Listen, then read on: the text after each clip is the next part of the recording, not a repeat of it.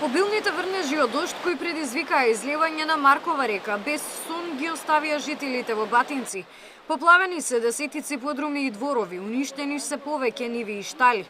Денеска состојбата се подобрува, водостојот на реката е вратен во нормала, патиштата и мостовите се проудни. Нередовното чистење на каналите придонеле да настане ваков хаос, тврдат жителите од Батинци. Водата почна околу 6,5 сати. Јас сум бил тука у штала и сам с време на време гледал, одеднаш е дошла овде по улицата и кај брат ми у дворот. Водата беше во висина на мостот. Значи овдека беше равно со висина на мостот водата. Доле беше ова све беше поплавено и надоле отиде. Зошто се случува ова? Па причина е затоа што не се очисти речно корито. Една од причините е што селаните се обидуваат да на неколку места да го стеснат реката, да ги прошират дворовите. Тоа не е добро.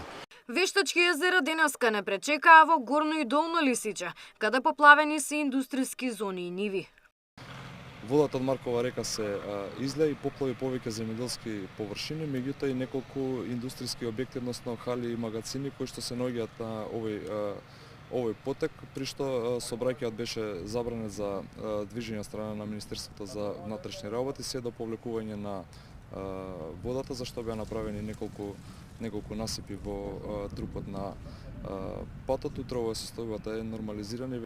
Ние направивме некоја визуелна брза инспекција, значи мостот е во иста состојба како и пред да надојде оваа голема вода, но тој би требало да се на некој начин понатака реновира, иако сега не е воопшто опасен. Маркова река синоќа се прелила и кај булеварот Борис Трајковски во кисела вода. Службите евакуирале неколку граѓани кои биле заглавени во автомобили опколени со вода.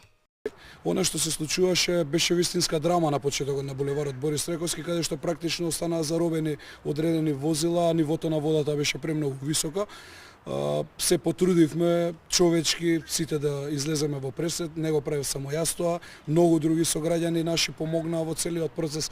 Морам да истакнам дека противпожарната единица делуваше, постојано беше на терен и ја работата онака како што треба. На терен се и службите од Дирекцијата за заштита и спасување. Тим интервенирал со пумпи за извлекување на водата, а ќе интервенираат по потреба и во текот на денот.